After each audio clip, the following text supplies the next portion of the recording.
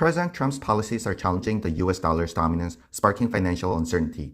Increased tariffs and shifting foreign policies have weakened the dollar, boosted European markets, and raised German bond yields. A weaker dollar could aid US manufacturing, but also increase inflation and limit the Federal Reserve's ability to cut rates. European military spending and fiscal flexibility have strengthened the euro, potentially creating a lasting shift in currency dynamics. Investors are reevaluating Trump's economic approach, which diverges from traditional Republican policies. While concerns about a declining dollar persist, US interest rates remain attractive to global investors. The future of the dollar depends on whether Trump's policies lead to economic growth or a weakening US economy. Two NASA astronauts, Barry Wilmore and Sunita Williams, who have been stuck on the International Space Station since last summer, are set to return to Earth this week. Their extended stay resulted from propulsion issues with Boeing Starliner spacecraft, which initially transported them to the ISS for a short test mission. NASA ultimately decided against using Starliner for their return, opting instead for SpaceX's Crew Dragon, which recently delivered the new crew to the station. SpaceX has now completed 11 crewed missions to the ISS, while Boeing Starliner is still awaiting certification for regular flights. Wilmore and Williams have maintained a positive outlook, though they acknowledge the strain on their families. Their return could begin as early as Wednesday. Western companies once invested in Xinjiang, China, lured by resources and political incentives. However, many projects, including Volkswagen's factory, have since shut down due to geopolitical tensions and concerns over human rights violations against Uyghur Muslims. Surveillance in Xinjiang is intense, and U.S. sanctions, including the Uyghur Forced Labor Prevention Act, have further discouraged investment. Multinational firms, under pressure to avoid association with forced labor, have exited the region. While some Western brands like Tesla and Coca-Cola still operate there, China is now courting Central Asian investors. Xinjiang remains a politically sensitive area, with Beijing using it as a leverage point in trade dispute, while Western business continue to distance themselves from the region. Senate Democratic leader Chuck Schumer's last-minute decision to avert the government shutdown has deepened divisions within the Democratic Party. Progressives and centrists alike argue that Democrats miss a key opportunity to define their priorities and position themselves as an effective alternative to Trump. Critics say Schumer's reversal frustrated both wings of the party, weakening their stance against Trump's budget cuts. Some believe Democrats should have fought harder, while others argue avoiding a shutdown was pragmatic. Meanwhile, polls show Democrats struggling to present a compelling vision. The episode underscores broader challenges for the party in uniting against Trump while articulating a clear policy agenda to voters. Soaring egg prices in the U.S. have led to a surge in smuggling from Mexico, where eggs are significantly cheaper. U.S. Customs and Border Protection has reported a 36% increase in egg interceptions nationwide, with higher surges along the Texas border and in San Diego. The USDA banned such imports to prevent disease spread. A dozen eggs in the U.S. recently hit almost $6, driven by an avian flu outbreak. In response, the Justice Department is investigating price manipulation, and the USDA is investing $1 billion to stabilize supply. Some travelers unknowingly bring eggs across the border, facing fines and confiscation. CBP destroys seized eggs, while legal Mexican Easter eggs, cascarones, are permitted.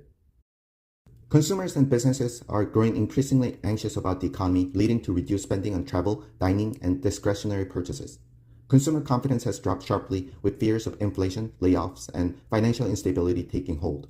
Small businesses are reporting declined sales, and major corporations like Delta Airlines and Walmart are seeing shifts in consumer behavior. The University of Michigan's Consumer Sentiment Index fell 11% in mid-March. Many are cutting costs, delaying big purchases, and switching to budget-friendly options. While economic growth is still expected, declining consumer spending could slow it down further. Business owners and individuals alike are feeling the pressure, adjusting their financial plans in response to economic uncertainty. At the G7 meeting in Canada, foreign ministers expressed strong support for Canada amid President Trump's threats of economic retaliation and a controversial remark about making Canada the 51st U.S. state. European leaders, including Germany and the EU's foreign affairs chief, showed solidarity with Canada through public statements and symbolic gestures. Rising tensions between Canada and the U.S. were exacerbated by Trump's new tariffs on steel and aluminum, which led to retaliatory measures from the EU. Secretary of State Marco Rubio attempted to downplay annexation concerns, emphasizing continued U.S.-Canada cooperation on security and other matters. Meanwhile, European leaders warned that the ongoing trade conflicts primarily benefit China, as global allies turn against each other. Many female celebrities are turning to OnlyFans to monetize their fame, with some making millions by offering personalized adult content. The platform, which fosters parasocial relationships between creators and fans, blurs the lines between social media and pornography. While some celebrities like Cardi B and Bella Thorne have profited and left, others find themselves trapped by escalating fan demands and financial dependence.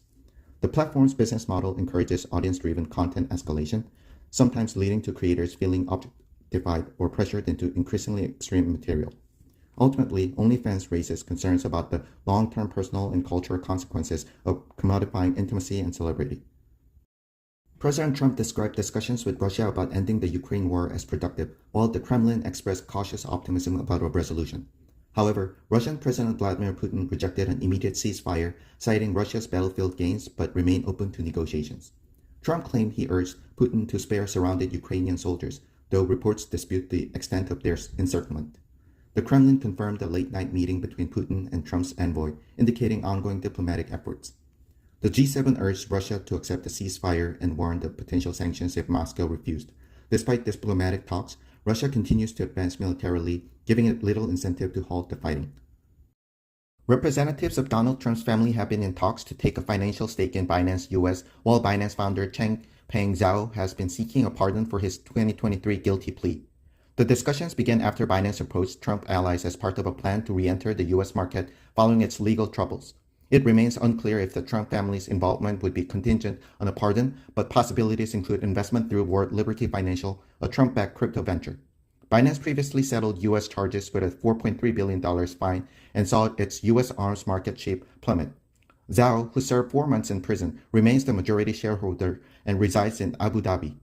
Trump's growing involvement in cryptocurrency includes executive orders favoring the industry, and the talks with Binance mark another intersection between his business and political activities. President Trump has placed a portrait of James K. Polk in the Oval Office, signaling admiration for the former president's expansionist policies. Trump has expressed ambitions to annex Canada, Greenland, and other territories, echoing Polk's aggressive territorial acquisitions in the 19th century. While these proposals have been widely rejected by the countries involved, Trump and his allies continue to push for expansion as part of his vision for a stronger America. His administration has pressured foreign governments with economic and strategic incentives such as tariffs on Denmark and military influence in Panama. Despite skepticism from some Republicans, Trump remains committed to territorial expansion as a key part of his presidential legacy. The article discusses Florida's head start in reshaping higher education under Governor Ron DeSantis, aligning with the Trump administration's broader efforts to eliminate diversity, equity, and inclusion initiatives in universities.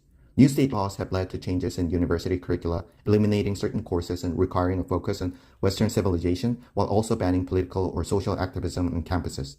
Professors and students express concerns about restricted speech, while faculty avoiding certain topics and students fearing their opinions might be weaponized. Conservative students report feeling more comfortable expressing their views, while liberal students feel increasingly cautious. The changes have also led to faculty terminations, reduced funding for certain programs, and the rise of institutions like the Alexander Hamilton Center, which promotes a traditional academic approach. President Donald Trump, known for opposing electric vehicle mandates, made a surprising move by publicly endorsing Tesla and expressing his intent to purchase one. His White House event featuring Tesla CEO Elon Musk aimed to counter liberal boycotts and boost Tesla's image amid stock struggles. Despite his history of supporting fossil fuels, Trump praised Tesla's technology and examined multiple models, even sitting inside a red Tesla sedan. Musk, balancing his government advisory role with business, acknowledged the challenges of his dual responsibilities.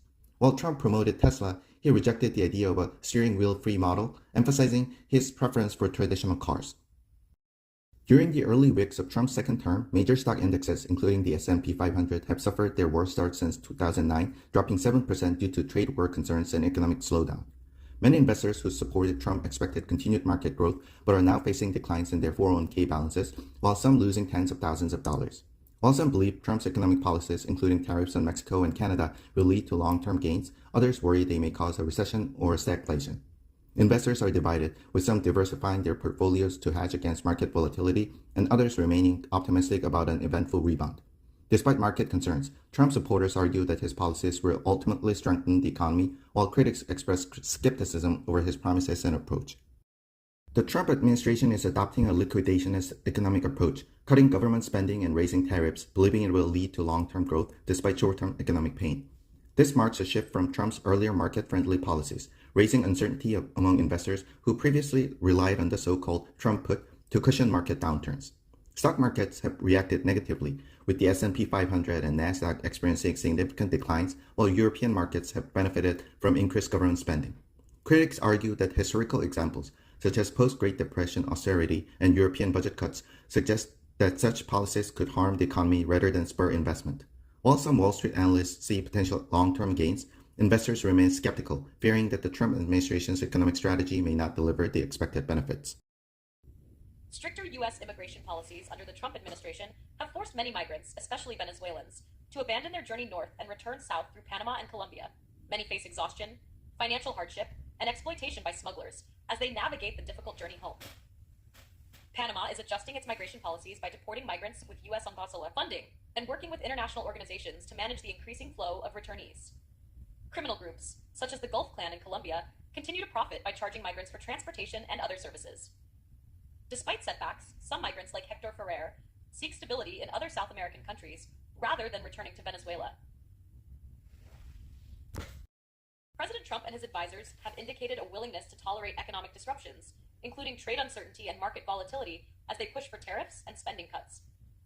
His recent comments, particularly about tariffs, have rattled Wall Street, leading to significant stock market declines and increasing fears of a recession. Some analysts believe the administration's policies could slow investment and consumer spending, while others suggest they may be part of a broader strategy to pressure the Federal Reserve and trading partners. Economic indicators have shown weakening sentiment, with businesses and consumers growing more cautious about spending and hiring. JP Morgan and Goldman Sachs have raised their recession probabilities, reflecting growing concerns about the administration's economic approach. While some investors expected Trump's policies to stimulate growth, the current shift toward protectionism and fiscal tightening has heightened uncertainty in financial markets. Made Us Touch podcast, a left-leaning independent media outlet, has surged in popularity, surpassing Joe Rogan's podcast in downloads over the past month. Political podcasts from both liberal and conservative perspectives are gaining traction as alternatives to traditional cable news, attracting large audiences. Made Us Touch has grown by using provocative headlines and frequent content uploads, with hosts engaging audiences through social media clips and live recordings. Conservative podcasts such as Candace Owens, Candace, and The Ben Shapiro Show have also seen significant increases in listenership. The rise of independent political podcasts aligns with shifts in media consumption, with listeners trusting them more than legacy outlets. The trend reflects a broader movement of political discourse shifting to digital platforms, with podcasters shaping narratives and influencing public opinion.